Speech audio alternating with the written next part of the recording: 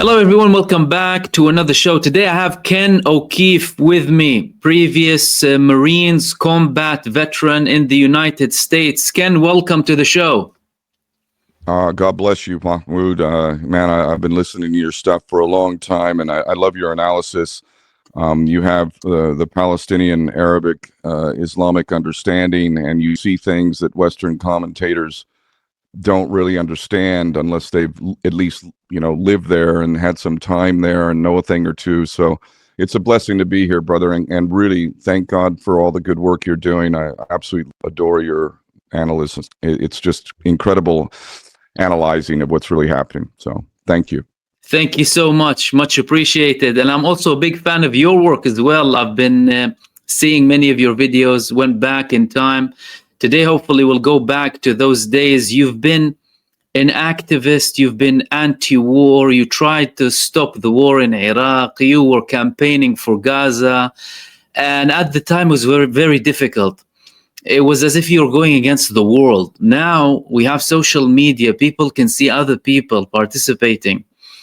And it must have been very difficult for you at the time, which we will reach in a second. But if you wouldn't mind, for our viewers who don't know Ken O'Keefe, how did it start, especially from your early days moving to the U.S. Marines and then, of course, your anti-war activism? How did it all begin?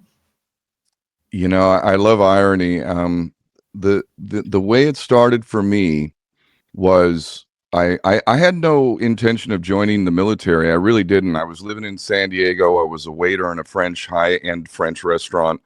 I was making great money. I'd moved out of my mom's place at 18 right away, and I was living in Encinitas, overlooking the Pacific Ocean. I was just living the life, man. I was really great car, everything. But I ended up, Blockbuster was around those days, and me and my best friend went out, and Full Metal Jacket had just come out, and I was like, yeah, I want to see. We both wanted to see it, so we got Full Metal Jacket. Stanley Kubrick, a Jew, my favorite Jewish producer director of all time. Love Stanley. Anyway, we're watching Full Metal Jacket, and for those who haven't seen the movie, I'm telling you, it's like a documentary. The first half of that movie is Marine Corps boot camp, and it's shot in Paris Island, which is where they do boot camp, and even the actors had to do like a month mini boot camp to learn how to march and to do all the things that Marines do. And it was like watching that I just realized, like, that's what I need. I wanted to become a man, like I had no plan. And I told my friend, I was like, I'm going to sign up. He didn't believe me. And within 2 weeks I had enlisted, and I put in my notice, and they were all shocked because this job, the maitre d' of the restaurant that I worked at when I was 18, 19 years old, he's still working at that place as the food and beverage director for the larger resort now. So this was the kind of job that people didn't leave. And I didn't even get the job the first time. They called me in for a second interview. Anyway, I joined the Marine Corps to become a man. And I didn't join the Air Force. I didn't join the Navy, man. I didn't even just join the Marines. Infantry, grunt, man. That's what I want. So I signed up, and I go to boot camp, and no problem, pass that, do well. I hit the high marks on every level, like rifle expert, third award every time, the highest award you could get. I had a perfect physical fitness test one year, which is damn near impossible to get. And I was so damn good at what I did that I was the only junior Marine who was made an assistant team leader in a 4-person fire team and as a machine gunner. So I carried like the Rambo gun, which is a big responsibility in the infantry. And anyway, things are going good, man. I made it up to Lance Corporal. But what happened to me was the classic. We got an order, and that order was not a lawful order. And when we take an oath, I remember when I took that oath to protect and defend the Constitution of the United States, to fight all enemies, foreign and domestic, to bear true faith and allegiance to the same, to follow the orders of the officers appointed over me and the President of the United States according to the Uniform Code of Military Justice, so help me God. The Uniform Code of Military Justice makes very clear that if you are given an unlawful order, your duty is to disobey that order. And furthermore, if you were given an order, say for instance, like the Israelis, like executing prisoners of war, if you had a commander who gave you that order, then your duty would actually be to then take your weapon and put it on your superior and put him under arrest for giving that. That's the truth of the matter. That is the truth. So the bottom line is, I'm like the best Marine. I'm in the highest position of authority, and we got an unlawful order, and everybody followed it and was bitching and moaning about it. And I was the guy who was like, no, I did not sign up to just follow orders. I signed up for leadership by example, for honor, integrity, to be a man. And I did not follow just to follow orders, any old orders. So I jumped my chain of command, cardinal sin. Because if I'd went to my command, they were the ones doing it. They would have just said, get out of our face. And they would have made my life hell for even going to them. Bottom line is, I jumped the chain of command. I put it in writing what they did. The chief on the ship then read them the riot act, and they wanted to know who the hell it was, and honor and integrity, right? So when my squad leader came back after getting read the riot act, like, somebody did this, find out who it is. He had no idea. And I remember he said, anybody know who did this? And I was like, yeah, I did it. And he looked at me like, oh, because he knew, like, I am in a world of, I'll spare the word, but in the movie, a world of shit. You can do the rest. And so he went and told my platoon sergeant, and then he said, bring him here. And he came to me. He's like, follow me. And there's a reason. I'm telling you the context of the story because it's all very relevant. So he comes to me and he's like, follow me. And I have this knack for doing stuff like when I'm really in, like, putting myself in a crazy, dangerous position, I always just kind of end up laughing to myself. And I'm following him, and we're going like down into the bowels of the ship, like deeper, another level. And I'm just like, oh my God, the staff NCOs are all going to be in there waiting. These are like hardcore enlisted Marines, right? 15 years, 20 years, Vietnam vets, Korea veterans, and all this kind of stuff. And he takes me down and down and down and down. And there's my platoon sergeant. He's alone, which is kind of a bit of a relief. And I'm reporting for duty, reporting his order. And he looked at me, and I'll leave the one word out, but he just looked at me. He looked up at me, was sitting down, and he looked up at me with this scowl on his face. And he said, my name was Nichols at the time. My name is Kenneth Nichols O'Keefe now, and it's a legal name change and whatever, blah, blah, blah. I am an O'Keefe. But anyway, he said to me, Nichols, in my 17 years in the Marine Corps, you're the biggest piece of SHIT.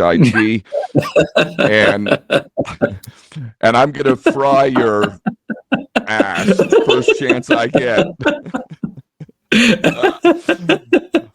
was not joking, boy. And I'm telling you, if anybody out there has ever had a horrible boss, like an evil boss, like you hated this guy, now amplify that about 1,000 times, because in the Marine Corps infantry,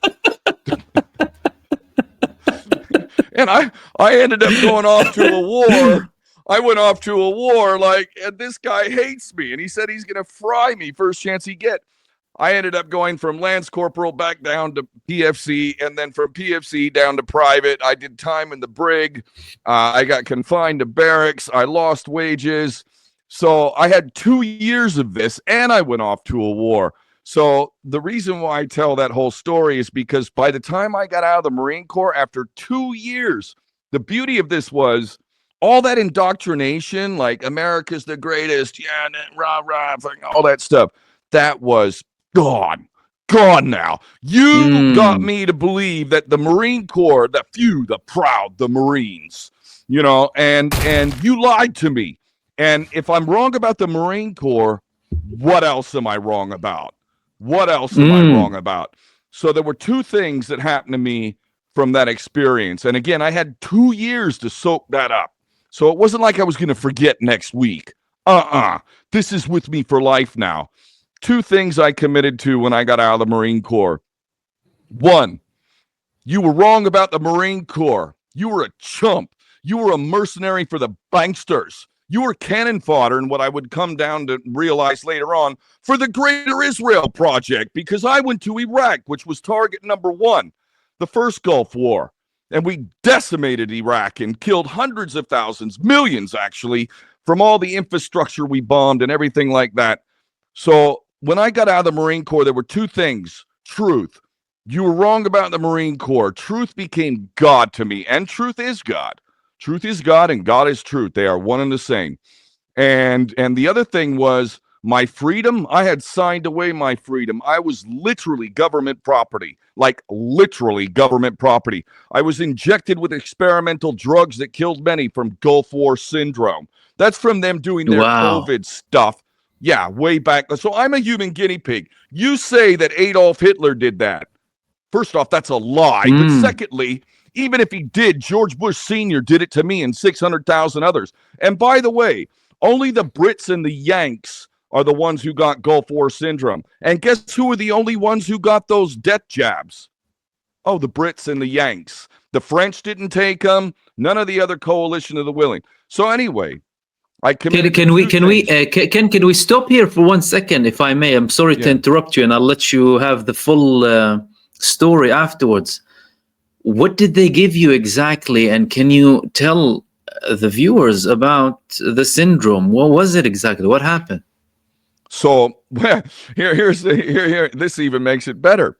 Part of the reason why I knew decades ago that Saddam Hussein had chemical and biological and arguably even like radioactive materials, biological weapons and chemical weapons was because, well, we gave them to him. Remember now, you know this. I know you know this because Saddam Hussein was our best little buddy. He was our little attack dog in the Middle East. And his first job was Iran, Sikkim. And I've been to Iran several times. So I've met veterans in Iran who still have respiratory issues and skin diseases from the chemical weapons, including mustard gas, and they used anthrax and other stuff like this. So Iraq had already used that on Iran. Iran lost about 1 million people in that. Young ones were like lying about their age so they could go to the front and fight. They fought a noble war of defense, and they paid a heavy price because of the chemical weapons that were used. So when we went to the Gulf War, the military had to help protect us from the chemical weapons that we gave to Saddam. So here's a bunch of injections and pills. Here, we're going to give you a bunch of injections and pills to protect you from the chemical and biological weapons that we gave Saddam when he was only killing those Iranians, the Persians. But now, and then, of course, I didn't know enough at that point. I was still very stupid. And ultimately, we all took it, but many died. It's one is PTSYD, it's pure citrhydrin, whatever. It's some big long thing, and it's proven. But also, we took botulism, anthrax. We took nerve agent pills, and we were injected like several injections. Wow. And anyway, I believe that I had a miraculous. Well, God has been with me really the whole time. But after the Marine Corps, I ended up becoming an animal rights activist and an environmentalist, and I was a vegan, and I've been doing natural healing my whole life. So through fasting and good diet, I believe I got all that crap out of me. But others died, and the rates for birth defects went up for American military. The rates of miscarriages went up for the wives, and many died, and they covered it all up. Nobody even really knows what it is. There you go. Who owns the media? Oh, we all know who owns the media. Unbelievable. So anyway, wow. Yeah, so by the grace of God, all these things sort of added up, and of course, what I love about the Marine Corps more than anything is I just didn't like being a chump. You were a chump, Ken. And I if anybody says, "Oh, you didn't know," people normally do that kind of. I'm like, dude, I don't like sugarcoating. I was an idiot. So here, and that's what everybody needs to do right now, especially the Americans, but all the Europeans, all of you that were brainwashed, and Israel has a right to defend itself. You were an idiot. You were an idiot. You were manipulated. And you need to be humble because a weak man doesn't have the integrity to admit I was wrong. A strong Mm, man will acknowledge when he has been wrong. But little beta male mm. cucks don't know how to acknowledge when they were wrong. And these are the kind of people you see on the keyboard warriors and stuff, little cowards. And so anyway, the bottom line is I'm so grateful for all of it. I've said this publicly many times, like I was an idiot. And I didn't like being an idiot. And neither should anybody else. Interesting, very interesting. And I mean, I think your experience really represents how many Americans go into the army. It started with propaganda. You saw it in the movies. They play it in the video games. And then they go and actually implement it in real life. And it takes some guts, I have to give it to you, to go and, challenge your superiors in the Marines to go against an unlawful, like you said, unlawful order. So then after that, you started to become human and animal rights activist, then human rights activist. Then you started to have these famous interviews afterwards when you were opposing the war. But before we go into the second Gulf War or the Iraq invasion in 2003, let's go back to 2001. 9/11, the biggest pretext in the world, of course, to carry out the century of war, the biggest false flag of the 21st century. What did you think about it at the time? Well, I'll tell you what, let me just throw in a little extra context because another thing that by the grace of God, I moved from California to Hawaii to become a dive instructor. So I had a business. It was rated Mm, #1 in the entire state. And I personally rescued 46 green sea turtles that were wrapped in fishing line. I did wow. 13 ghost net recoveries. Animal Planet did a story about us. BBC did a story, 100 plus news stories in the local news. I have all that stuff.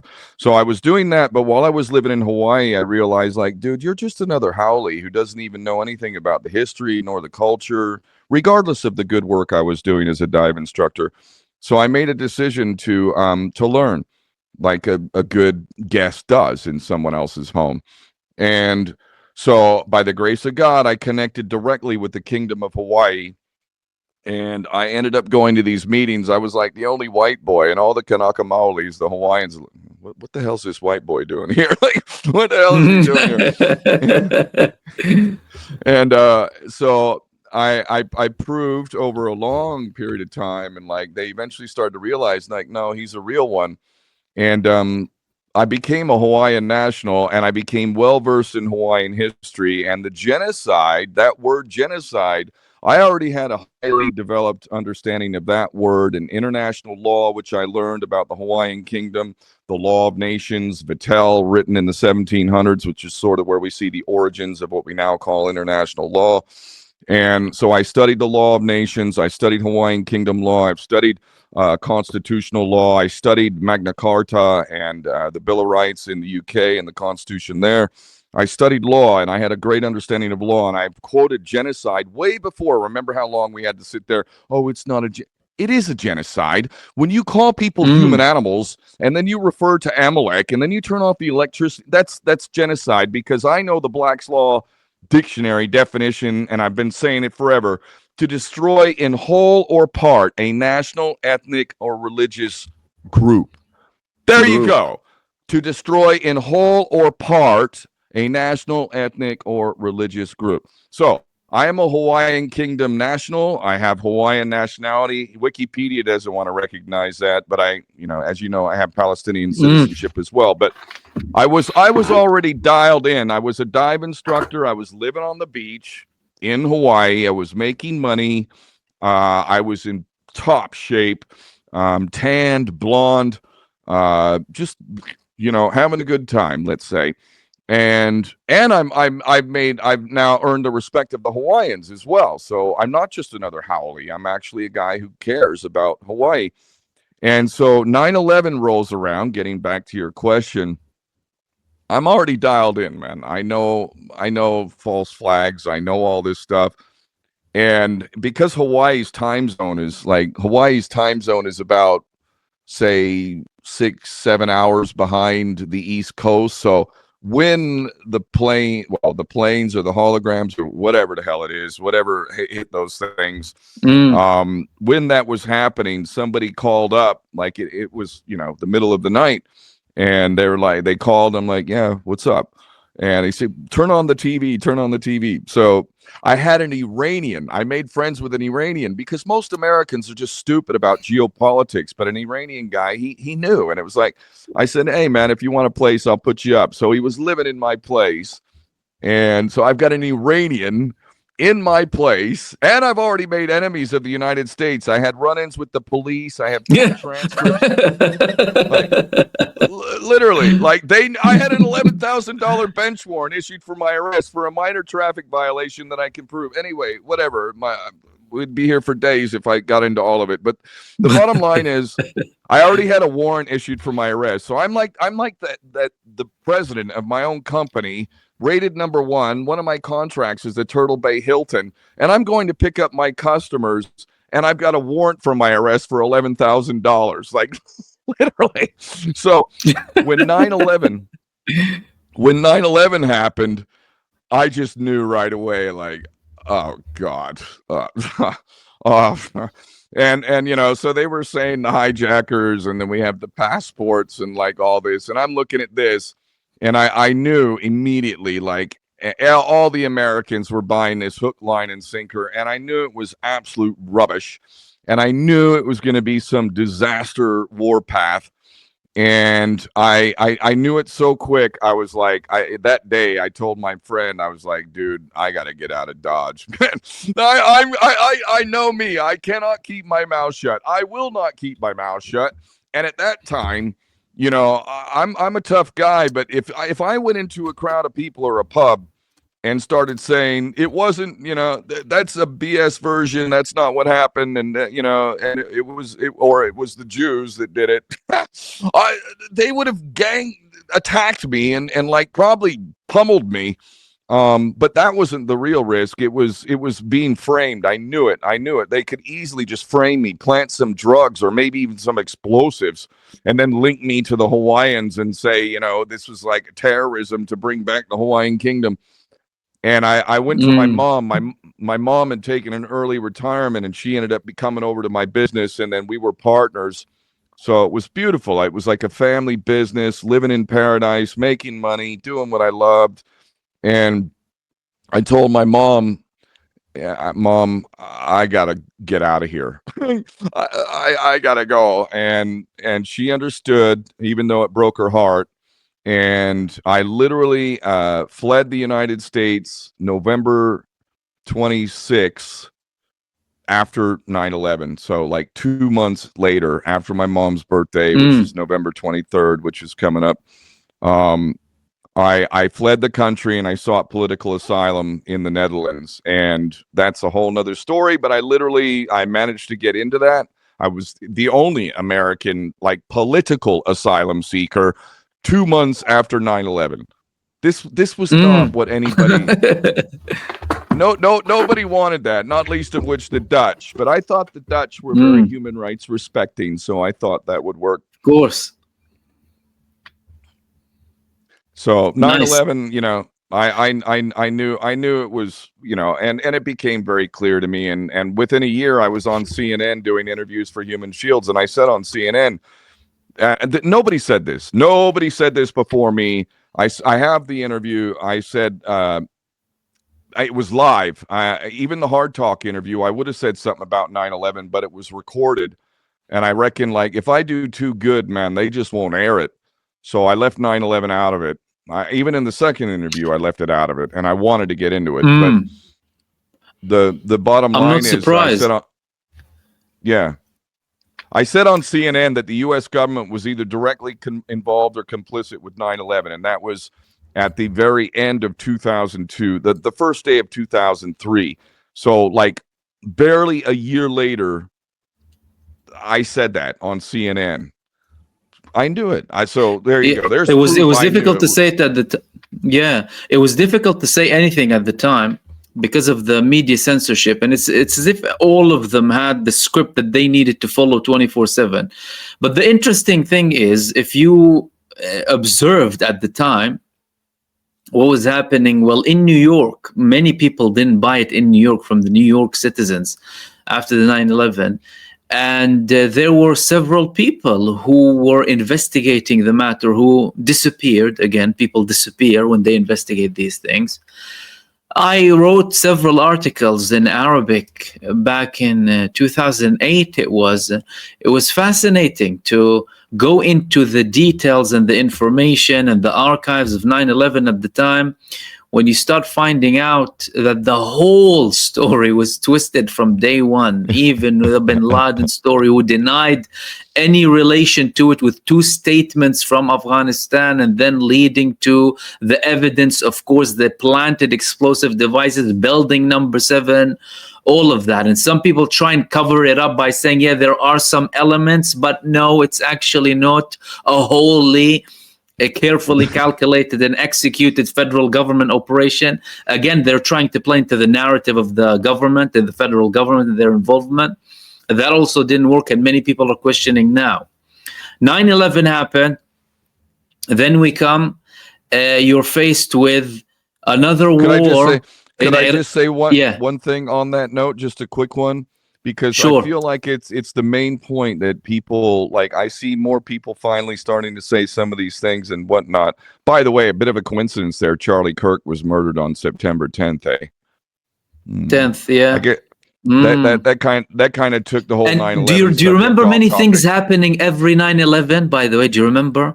Several years See, after 9/11, every 9/11 something used to happen. Do you remember that? I think people forget that every 9/11 something used to happen. So they want to embed it in people's heads. 9/11, 9/11, 9/11. yeah, Unbelievable. a bit of a coincidence there. Um, Mm. the thing that I think people overlook so much, which is just absolute proof, is Larry Silverstein and Frank Lowy, two Jewish billionaires who made the worst investment in the history of mankind, were it not for them all falling to dust in the next month after they bought it. Because the Port Authority of New York, those buildings had asbestos, and there was already they were Yeah. half empty. They were half empty, and there was already a lawsuit for a cancer that was directly attributed to the asbestos in the building. So the precedent had already been set. The Port Authority, which we all know, and you can say whatever you want about Mondami, and maybe we'll get into that. But the bottom line is the Jews are still running New York. I don't care what anybody thinks, and they certainly did then. And they completely run the Port Authority, and they were trying to get out because the Port Authority had legal ownership of the towers. So they wanted to get out from under it, of course, because they knew the liability. The liability was it was estimated the cost of removing the asbestos was going to be like over $1 billion, like $2 billion or even $3 billion. So the cost of Mm. removing the asbestos was more than the value of the buildings, 100-fold more. So they ended up, now, would they not know that as two Jewish billionaire real estate tycoons directly connected to Mossad? Of course they would know that. So two Jewish billionaires decide to buy these worthless asbestos-filled buildings that transfers billions of dollars of liability to them and the responsibility to remove safely the asbestos.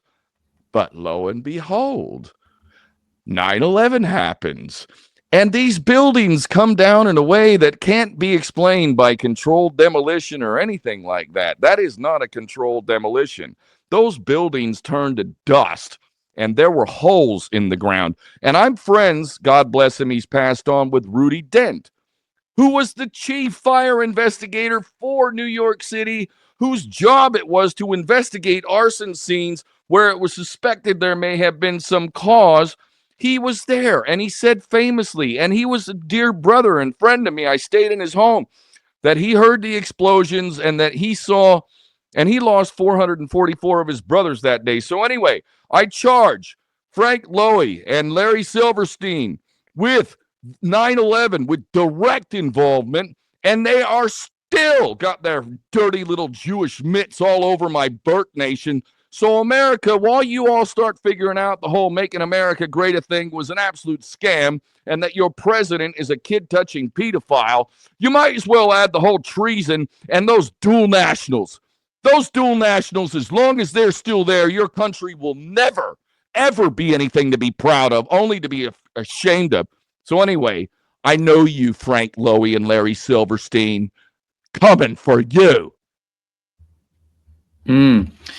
So all of that happened at the time, and then of course they used it as a pretext to go and invade Afghanistan and then Iraq. All of a sudden you're met with the same scenario, but now you're outside the army. You already know the score and what's happening. How did it feel like that the United States was attacking Iraq at the time, and what steps did you take at the time? I heard you actually tried to stop, and you went to Iraq as well, and you tried to stop the war from happening. Tell us a bit more about that. Yeah, so here's what was happening. So I fled Hawaii in my paradise life. I landed in Amsterdam. The way the law works, I had I in those 2 months I prepared. Like I knew, according to law, I am a legitimate political asylum seeker. I'm already can prove that I'm being targeted by my government because of my political activity, directly attributable to my actions with the Hawaiian Kingdom, and also my insistence on honoring my oath and calling out judges and prosecutors and everybody for not honoring the oath to the Constitution. So, like I had 100-page document with exhibits that had proof that I was legit. And I got to the Netherlands. I caught them in a fraud. They were like, dude, they did not want an American refugee seeking political asylum. But bottom line is, I caught them in a fraud. I literally caught them dead to rights to try and remove the key document that proved that I was being targeted. And when I caught them, they had no choice. And so I was officially put into the asylum procedure. And I actually lived in a refugee camp in the Netherlands with like mostly Africans, but there were people from the Middle East and everything. I lived in an actual refugee. Of course, I'm the only white dude in there, like from America, no less, right? And they're all like, what are you doing here? They all wanted to go to my country, and here I am fleeing my country. And so I'm in there, and I eventually I get myself a flat outside, and that's when the buildup to Iraq is coming, and I'm watching this, and I knew it was BS. I knew it was all lies. I knew it. And for all the evidence is there. If people want it for real, you could have found it back then, just like me. Scott Ritter was saying stuff. He was inspecting, like they don't have anything, blah, blah, blah. But it was really personal for me, Mahmood. It was really personal because I was in the first Gulf War. And whatever anybody wants to think about it, we killed tons of people in that war. I didn't personally. The ground war, when it kicked off and I got my combat action, they were all either had retreated or had white flags or were dead because we had bombed them from the air, just like bombed them, leveled them. So we had one point of engagement where we took some fire, but I never had to even fire my machine gun. So I killed nobody. Thank God for that. But I was in a war where we committed war crimes and we killed tons of people, and I will be judged for all of it. So I felt that one of the most important words and things to do in life, which people really need to think about, in my opinion, is atone. Atone. Where you have sinned, where you have made a mistake, you need to be able to own up to that, acknowledge that you've made a mistake. And if you have made a mistake, then you need to do your best to atone for that mistake. Obviously, we can't go back in time. So when I was watching the invasion of Iraq and knowing the second one, and I knowing that I was involved in the first one, and that I had given up my paradise life, and now I'm watching my birth nation lead the charge on this next raft of war crimes and crimes against humanity, it was personal for me. And I was just like, I'm the kind of guy, like I'm an old school activist. I don't like this whatever, man. Activism, oh God, it's just so rife with infiltrators and agents and egos and all sorts of stuff. There's good people, but there's just way too much of it. And I saw like people were signing petitions and people were like doing the protest. It was the biggest protest in the history of the world up until this latest genocide, Yes. right? Yeah. And I knew like you're not going to stop that invasion by protesting. I knew it. And I was like, so I was in London at the time, and I remember I went to Camden Center, and George Galloway was there. But then they had to open mic, and everybody, whatever, if they wanted to speak, it's like whatever, you had 2 minutes or whatever. And you know how it is at these things. Everybody goes up there and then they always like drag on too long and they're waffling, and then okay, can you stop now? I'm the kind of guy, if you give me 2 minutes, I'll do it in a minute and a half, and I'll bring the whole crowd to their feet. And I did. I went there and I basically called out the whole lie that all you do when you go to these protests is, oh, we're the good guys. Oh, we protested. We did our job. No, you didn't. You're paying taxes, and your representatives are going to carry out this policy, and they're going to kill a bunch of children and commit war crimes and torture and crimes against humanity and chemical weapons and the whole lot, and you're paying for it. So don't tell me your protest gives you a pass. No, that's the bare minimum you should be doing. But if you really want to stop the war, here's how we can do it. This is how we can do it. I came up with an idea, and back then, indie media was the big thing. So here I am. I'm a refugee. I don't have no money. I'm just sitting here in Holland, and I came up with an action plan, a call to duty. And what I said was this: none of the protests, none of the petitions are going to do a damn thing. It was decided they're going into Iraq. I can guarantee it. But if we do want to stop it, then what we need to do is tap into something that is little discussed. The way we value life. Seems like some life is worth more than other life, eh? Well, I don't agree with that. But it is the reality. Here we are. It's not 60,000, 80,000 in Gaza. It's hundreds of thousands that are dead now and are dying. Flat out. And if it was 1,000 white people, the whole world would be bombed over it. Literally.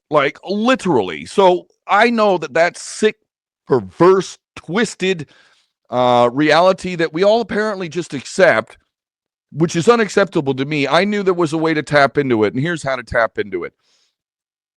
Bombing water treatment facilities is a war crime. Bombing electrical power plants is a war crime. Bombing food storage sites is a war crime. Bombing communication sites is a war crime. Why? Because according to the Geneva Conventions, those sites are critical to a protected population of non-combatant civilians. So when we go in and bomb a water treatment facility or a power plant, which you need the power to be able to pump the water, that means people have no water. That means people have no power. That means people have no light. That means people don't have any electricity. This is how the biggest numbers die from this kind of stuff. And who's hit the hardest? The children are hit the hardest. So what I said was, because of this sick, twisted reality of the perversion of how we don't value life properly, our lives are worth more in the West. And not just West, in particular, white Western. Now, just one quick note on that. There is a white genocide. My white people are being genocided right now. So I'm not anti-white, but let's get this straight. Us white Westerners are the most valuable in terms of like why do we care so much about Charlie Kirk? Charlie Kirk, man, how many Palestinians, how many people has Israel assassinated now just openly? But it don't matter if they're Arabs or Muslims. That don't matter. But a white guy, that matters now. So my point was that if we really wanted to stop the invasion of Iraq, we need to tap into this perverse reality, and we need to get Western citizens down to Iraq. 10,000 of us. 10,000 can stop this war. And what we'll do is we'll place ourselves at water treatment facilities, electrical power plants, and so on and so forth. And I just did this, and I spread it everywhere on indie media.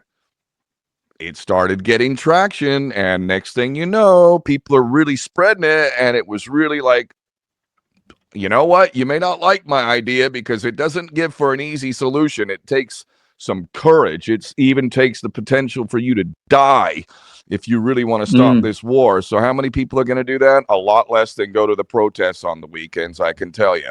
So Yeah. So I announced it publicly. I said, like, I'm going. So at the beginning, it was just crazy me, crazy teardrop tattooed Ken O'Keefe. And so I was, I was getting emails and next thing you know, I got an email from a Kiwi, a New Zealand brother, and he wrote to me and we ended up talking, and he said, I'm coming with you. And I remember that moment, like one became two. Boom, now we got synergy. Yeah. And more people were calling, and I raised some money, and I bought one black double-decker bus, and we got two others. That's when we're one of the infiltrate. Joe Letts, big red bus company. Joe Letts, he's an infiltrator, subversive MI6 MI5 agent. Joe Letts. Anyway, we had 3 double-decker buses. It said human shields. It quoted Madeleine Albright, 500,000 dead children, quote, worth it. So we got media attention, and that's where the BBC Hard Talk interview came. Fox came a calling. Fox said they wanted to do 2 interviews, and I laughed. I said, yeah, we'll see after we do the first one. And needless to say, they didn't have me on the second time. I crushed them. I wish I had a copy of that. Totally crushed them. They were saying I was anti-American. I'm saying, you're anti-American. You are not actually telling people the truth. Your fake media is lying to the people. You're going to send American sons and daughters like me to go be cannon fodder for the Jewish state. You're the traitor. You're the anti-American. I literally said that on Fox. And they were like stunned, like nobody else said that. And plus, I'm a Marine. How dare you? I served, you idiots. So bottom line is it caught massive traction. And we had those buses head down, and they got down there, and we had like 500 human shields at its max. I'll spare you the whole details of the story, but it literally got subverted. They had their MI6 agents on the inside, and they were working it so that this thing that I had created, that I had inspired, that I had catalyzed, the narrative became, oh, Ken O'Keefe, yeah, he's great, but he doesn't speak for all of us. So now we have to have a more democratic way of doing it. And then there became these these gatherings where everybody had equal say. And I'm just one guy now, and I'm not the leader anymore because I don't represent everybody. I mean, Ken O'Keefe represents Ken, Literally, this is what happened. And meanwhile, Saddam Hussein wasn't crazy about me either, because I had said publicly that, look, the guy had committed some serious crimes and whatnot. And so I didn't get invited to the palace by Saddam. And then Saddam's guys were trying to get the human shields to actually deploy to sites that would have been legit military associated targets, which would have made the thing that I created, like, we would have become useful idiots, right? And so I was having to fight this battle with the Iraqis against my infiltrated human shields. I was in massive danger. And actually, Saddam Hussein booted me out, but we had lost a bunch of human shields. In fact, Thomas Herndal, you know Thomas Herndal, don't you? Thomas Herndal, I haven't heard of Thomas, no. You know him. I can't believe I'm forgetting her name. Run over by the bulldozer. Rachel Corrie. Rachel Corrie. Yeah. Rachel died just as I was doing human shields, by the way. So I had already set my sights on 2003, around March, yeah. Yes, exactly. Right that time. She was part of my inspiration, by the way. And Tom Herndal came to do the human shields, and he literally left because it was dangerous. It had become legit dangerous. And he was like, man, this is just too dangerous. I got to go. Because I had become friends with Tom. He was a beautiful young Englishman. And he left and he went to Gaza. And guess what happened to Tom? He got shot in the head and died in Gaza. Oh, hold on a second. Hold on a second. Thomas Herndal. Herndal. Yeah, H-U-R. NDHAL or You something see, like I that. heard about, yeah, Tom Herndl, International Solidarity Movement. Yes. There was another Welsh guy as well, if you recall. Really, well, yeah, Yeah, for me, that's real activism right there. That's real right there. yeah. That's where Mm. you put yourself on the line. And now we see Americans getting killed over there in the West Bank and all. Of course, nothing's being reported and whatnot. But they wouldn't say anything. But did you tell me they actually started to bomb those places in Iraq where the group was actually present at? Oh, so did some people get killed? Check this out. And this is just proof that we could have stopped that war. I mean, and this really was painful for me. When the human shields had dissipated, but we had human shields at five or six. A power plant, a water treatment facility, a communication site, and it might have been two water plants or two electrical plants, but we had 5, 6 sites. We had human shields. So shock it all comes, and they bombed the entire country. Guess where they did not bomb? Mm. Where we had human shields. Literally. Wow. Literally. So those human shields that were there, I got booted out. Like, I did everything I could to avoid it, but Saddam literally sent his henchmen after me because I thank God I prevented them from being manipulated into sites that could have been considered legit military targets, which would have made us useful idiots and would have been, I created the thing that literally resulted in the death of people. And this is another thing for all the people who think they want to be leaders. When you're a leader and a really a natural born leader and you have the abilities of a leader, what people don't realize, like, you want the glory or whatever, the responsibility of being a leader is so huge. And I knew that people could Yeah. die as a result of what I had initiated. And that weighs very heavy on you. If you're a real human being and you've got a heart, I'm not driven by ego. Ego means nothing to me, man. I only care about God and his judgment of me. I love God and I Mm. only serve God. And I never cared about popularity or none of it. But those human shields who were there, or any of you who might see this, God bless you. You represent the apex of humanity. You know, at a time Mm. where the world thought the best it could do was go and protest, you put yourself in harm's way, and you made a difference to the people who had electricity and water from those power plants and from that water treatment and that food. It's because of human shield. So let that be an example to the people out there who say, oh, what can I do? We have no power. We have the power. But we need to be men and women and act as men and women. Absolutely. And I mean, listen, I think people underestimate how effective it is. It has been effective before. It's still effective to this day. Look at the flotilla that went to Gaza. Israel also didn't target many of these people because, like you said, there's clearly a different value to lives. And this is how it works. Yeah, they'll kill a few people. The countries that they belong to will deny. Like if they're British, the British government wouldn't say a lot. If they're American, yeah, it's not really great, but we'll look into it.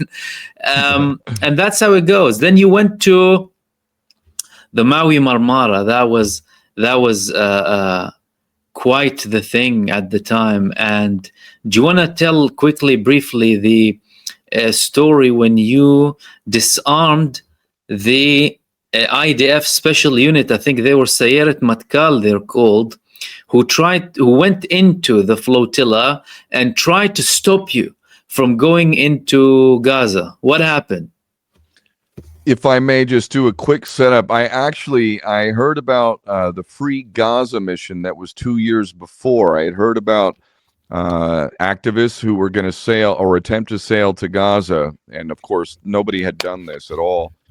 And when I read about it immediately, I was like, "That's awesome, man! That's my kind of activism right there." And so I wrote to them and I said, look, I'm a captain, like I'm a certified Coast Guard captain, and I love what you're doing. God bless you. And if you need any help, let me know. So they did. They contacted me. They said, yeah, we could use a captain for sure. So I ended up signing up to the Free Gaza mission. and I went to prep the boats in Greece, and literally, like, those boats weren't even seaworthy. There were serious problems, and so for 4 months I worked on those boats, and we got them seaworthy. And I ended up captaining those two boats, and we sailed from Greece to Cyprus, and then from Cyprus. And the Israelis were saying, this was in the news, the Israelis were saying we were pirates and they would treat us as such, and so on and so forth, and they would not going to let us in, and so on and so forth. And either way, I don't really care, man. It just has to be done. And so we sailed, and we made it in. We sailed in, and the Israelis were all there, and they let us get in. And so I sailed into Gaza in 2008, first time in 41 years that had been done. That, by the way, Mahmoud, that was like one of the most incredible, if not incredible, days of my life, because you know how it is in Palestine. You know how it is in Gaza. They're abandoned, not just by the world, but by their Arab and Muslim brothers and sisters. They've been sitting there sucking on it for decade after decade, and everybody pays a little bit of lip service, but does nothing. And on that day, it wasn't even Arabs as much as it was, or Muslims. It was mostly non-Muslim white people from Western countries. There were Muslims there too, but it wasn't predominantly Muslims. It was predominantly non-Muslim. And on that day when we sailed in, they couldn't believe it. They didn't think we were going to make it there. Like, they were just blown away. And the whole of Gaza, all the fishermen and all the boats, they all sailed out. All the kids were jumping in the water. They were jumping in the water all around the boat. I'm like driving the boat in, and I couldn't relax because I had like kids in the water, and like I'm like, make sure they're not back by the stern, like if you swim near that prop, man, I'm gonna chop up one of these Palestinian kids, and that's no. So I'm half celebrating. Everybody else is celebrating. Vittorio Arioni, my beautiful Italian brother, who was martyred a couple years later, and it was the most stunning day. It was like winning the World Cup, or the Super Bowl, but it was better. It's incomparable. It's such an achievement that is. Yeah, it really was. And the joy that I saw on the faces of the Palestinians that day, for a moment, they had some relief, and they knew they weren't alone, and there were people willing to risk their lives to come to them. I'm telling you, for all the people chasing material things and whatnot, you'll never know the richness of experiences I've had and all these dangerous, crazy things I've done. Everybody's built differently, but I would not do it any other way. And quite frankly, I wouldn't respect myself if I didn't do these crazy things. So that was the most beautiful day. So anyway, getting back to the Mavi Marmara, I wasn't even going to go. And actually, after we're done with this, Mahmoud, I'd like to talk to you about Aloha Palestine, because Tony Benn endorsed it. Jeremy Corbyn endorsed it. It's a plan. It was trade, not aid, to bring. I was arguing 16 years ago, because I listened to the Palestinians. They said they don't want protests and they don't want aid. They want freedom of movement and the right to import and export. That's what they want. Just to live as normal people, but they're not being allowed to live as normal people. If they were left to it, just being left to it, do you think they need support? They'll trade, they'll have businessmen, they'll have export, they'll have import, they will manufacture, they will create, they will do everything. But we have a couple of racist neo-colonialists who want to put it in the heads of the people that they're somehow incapable and need a new mandate, need Tony Blair to come and rule over them. Absolutely. Feel free to share whatever you want. But basically, it was trade, not aid. And why did I come to that conclusion? Why did you come to that conclusion, Ken? Well, you know what? Because I went to Gaza and I listened to them, and that's what they told me. So I actually paid respect to the people who I wanted to go and meet. And I listened to them, and therefore I did what I knew they wanted to be done. Here we are 15 years later, and it's still always aid, humanity. By the way, Mahmoud, the thing is, I know a lot about law. Humanitarian law, as we can all see, it's absolute rubbish. It sounds pretty, but in terms of application, it's useless. Totally useless. And I'm not saying abandon it, but let's be real. I'll tell you what, though. You know what's different from humanitarian law? International trade law. Why? Because business makes the world go round. And guess what? The business people have trade laws that are favorable to their making money. So it's a whole different set of laws. I had legal counsel from one of the best attorneys in London. I had backup legal counsel. I had an international human rights attorney who had signed off on it. I had Tony Benn who signed off on it.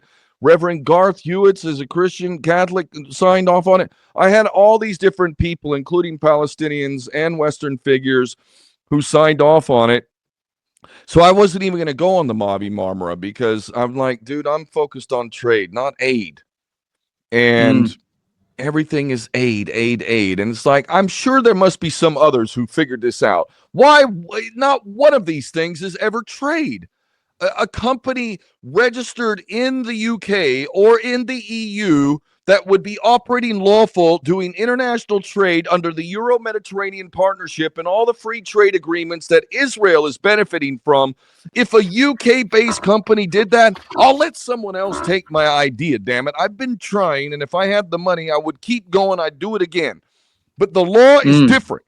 What would happen is if you sent a trade vessel and Israel did anything like it does, now you don't have a humanitarian aid issue. You've got a trade issue. The first moment that happens, you lodge to the European Commission. You immediately lodge. This is an infraction. This is a barrier to trade. It's a direct infraction on the bilateral and multilateral agreements of the Euro-Mediterranean Partnership, which has partner countries, which includes Israel, Lebanon, Syria, and the Palestinian territories, which has now reached the state of statehood. So every law that applies to Israel and its billions in trade a year applies to Palestine. And yet no one's done it. No one's done it. I tried. Here's the damn plan. Like literally, here's Aloha Palestine right here. This is like 16 years old. You know, breaking the siege for real. Like honestly, there's the inside of it. There's the ship I wanted to get. There's pictures I took in Gaza. Blah blah blah. Anyway, I decided at the last second to go on the Mavi Marmara because it was just so big. I thought, man, okay, whatever. I wish it was trade, but whatever. I'll go. And because I had a reputation at that point, it was really cool. Like I tried to go on this latest flotilla and nobody would approve me. Literally. Oh, really? So, yeah. What, from the flotilla itself, from the organizers, or? In their defense, I'm not exactly known for the whole kumbaya fucking roll over like, okay, here's, I don't really like that. I don't like that. I don't know why a ship doesn't go and like some strong men and just like whatever. If it's a suicide mission, so be it. But we're gonna defend the ship. Bring it on. Like bring your whole damn navy. Go ahead and blow us out of the water and kill every one of us. And let's make sure everybody who gets killed. Honestly, like, why are we not doing this? Like, I'm sick of this whole cucked reality of boys pretending to be men, and like, no. So anyway, I decided to go, and because it was really, I have to say, this was beautiful. People were trying to get on that boat, that ship. Like took months to vet people and everything. I decided to go at the last second, and immediately they approved me. They're like, "Yeah, you can come, Ken." So I got to the ship. And blessed again, like they obviously knew a thing or two about my background being a Marine and all that. And when we were on the ship, they told us, by the way, just as some backstory, no knives were allowed. They were totally committed to like non-lethal defense, non-lethal. Okay. So it wasn't kumbaya, but it wasn't like I could have killed 2 Israeli commandos myself. Like because you disarmed them, and 9 of them were wounded. They were brutally beaten by some of the people on the flotilla who defended themselves from them. It was an illegal attack by an illegal army of terror against a ship going legitimately to Gaza. They have no right to do that. And the people had the right to defend themselves. And then Israel ended up killing approximately 10 of them, right? Yes. 10 Turkish people. And even the beatings, I've been beaten up worse than these guys got beaten up. They weren't beaten up that bad, really. And I mean, given that they were shooting and killing people, I mean, so anyway, just in all fairness, like where guys could have perhaps like taken a metal rod and like whacked them on the head and really done damage, that wasn't done. That wasn't done. So that just shows, it's just like Hamas, like you said they raped, you said they did this. No, they didn't. And I know why. Because you're answering to God. If you truly serve God, the Hamas, the Islamic resistance, if you truly serve God, do you think God's going to give you a pass because nobody saw it and there's no prosecution in the earthly realm? Do you think God's going to give you a pass if you raped somebody or if you execute somebody who is subdued and disarmed and not a threat? No. Of course you're going to be judged. And you may end up in hell if you do such a thing. That explains why Hamas doesn't rape and doesn't do things that the Israelis do as a par for the course. Hell, they riot for the right to rape all of us goyim. So, I ended up getting on that ship, and they came to me before we set off, and they said, because I had cameras and, I had my MacBook Pro and all that, and they came to me and they said, look, do you want to document what's happening, or would you prefer to defend the ship? And I said, well, we got media here and everything. I mean, that's their job. So I'm sure I'm more valuable defending. Yeah, defense. So they put me on the defense, and I was the only white guy, and most everybody was Muslim who was a defender, if not everybody but me. I love Islam, by the way, but I'm a Christian, man. I'm holding my Christian position as a real Christian. With enough. all due love. There's no compulsion in religion, Ken. No, I know, and I'm just ashamed of the so-called Christians out there. It's Muslims who are standing up fighting the synagogue of Satan direct. Jesus would be a little bit ashamed too. Like, where's all my Christian? I said Jesus. Every prophet would have been fighting evil, literally. Wouldn't they? I think everyone who isn't taking action is shameful, and I think it should be viewed as a humanitarian thing. They are your brothers and sisters in humanity, no matter where they come from. So they told you then you want to go on the defense, and you said, yes, I'm going to defend the ship. Yeah. And to be honest, I said this in the Hard Talk interview when they interviewed me later. I did not think the Israelis would be so stupid as to attack a humanitarian aid ship in international waters, delivering aid to a population in Gaza that includes 800,000 children. If you had asked me, I knew that we could get attacked. I knew that it was very possible, but I honestly felt at the time that they weren't going to do it because I thought that the damage that they would incur from that would be such that they would calculate that, but as we know, of course, they did attack it. And I'm so honored to be there with the most primarily Muslim brothers that were defending that ship. We did it in a most honorable way.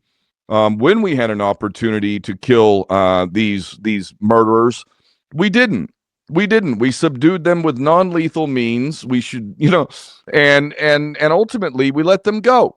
But anyway, when I was assigned, I was put to the aft portion of the ship on the main deck, and I was put second in charge of a 6-person team. And so when the attack happened and they tried to come from the Zodiacs, like they were throwing grappling hooks with ladders, and they weren't able to get up that way. We were easily able to repel that. But then they came with the helicopter. And now keep in mind, I'm a Marine, so I have done. Oh no, have I dropped out there? There we go. I'm a Marine, so I have done exactly what the IDF guys were doing. It's called fast roping. So what they did was they hovered over the top deck, and they sent out a rope. The rope is like this thick, right? It's a very thick rope. And they threw that first one out, and it was beautiful. I was watching from my station. I was watching this. I'm like, oh man, that's a problem. But the brothers got that rope, the line, masterclass, and they pulled it sideways and like tied it off to like at a side angle, which meant it was useless. Like you can't use that. So they had to release that line, that rope, and I was just like, yes.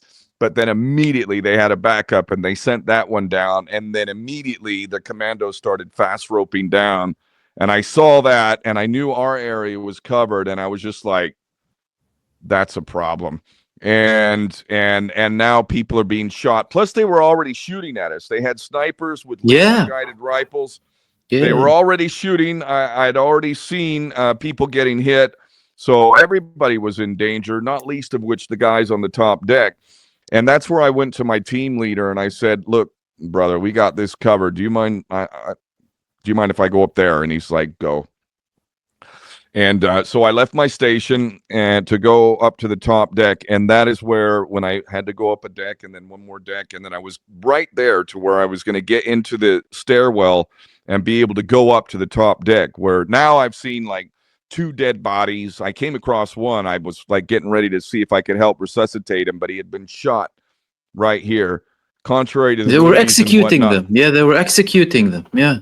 But this guy was a journalist with a camera, and the sniper got him right here.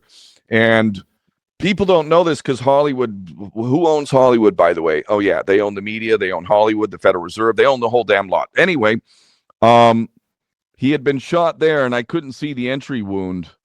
Some guy came up to me, he's gone. And then I saw like, oh yeah, right. The bullet entered right there. And, he had like, in the backside, there you go. That's where the damage is. So he was already dead, and he was a journalist. And then I had come across another body. So I know, obviously, this is dangerous. And we've got laser dots all around and stuff. So I get up to the one level below, and that's where the first commando is pushed over the top rail, and he falls right in front of me. And that one, I immediately am able to get to his 9mm pistol. I took that off of him, and some other brothers came, and I handed him over, and they took him inside. And I had that weapon in my hands for about 5 minutes. I was like, they had said to throw it in the water, but I was like, I knew people were dead, and I knew that weapon potentially could have been ballistically proven to be the one that killed whoever, right? So I ended up taking the bullets out of the weapon. They were real bullets, and I hid the weapon on the ship, just like hoping that we would be able to repel the attack somehow, because we were still resisting. And then I gave the bullets as evidence to some of the other people. And then that's when I went to go back up to the top deck. And when I did that, another commando, like, this is all God stuff here, man. I mean, the timing of it all and everything. And by the way, an Al Jazeera reporter actually filmed me disarming. I don't know if it was the first commando or the second one. I have his name. He's told me on record he had the videotape, but guess what? The Israelis took all that tape. Otherwise, there would be a video of me disarming one of those 2 commandos. So, the second one got thrown over and fell over the top deck. He had a submachine gun, and he was completely alert. And I saw him come down, and I was several feet away, and I immediately started to descend on him. And he was just getting his hands on the trigger.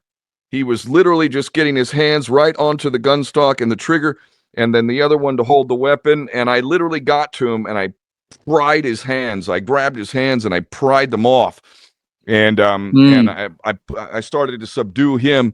And then another brother came. He had that shoulder slinged, and he was trying to get it off, but I was like, take it around his neck. And he took it around his neck, and they took that submachine gun, and I believe they threw that in the water. And that's the second one that I had. And I mounted him. I was like on top of this guy now, and he was just getting ready to kill me. So in this one case, that guy I actually gave a straight right. So when you look at the one who has a bruise under his left eye, that's from yours truly. That was your cross. That was mine. That was my little love kiss. And But the bottom line is this, you know, we could have killed them. We could have killed them easily, and we had reason to be angry, but nobody did. Everybody was controlled. Everybody understood that this was a humanitarian mission. Everybody knew that even though there's reason for vengeance, and in all of our Palestinian family being starved and killed, and you know, there was a lot of reason, but we all had control. We all had sight of the Creator, of God, of the Father, and you know, we did the right thing, and we let them go. But it was one of the it's a historic event. I'm a blessed man to have been there. I wish there were more. I wish somebody would go by trade. If some billionaire wants to give me money, man, it seems like all these big influencers get big chunks of money, but nobody ever gives me any. I'm still trying to Ken, what pay a my damn rent.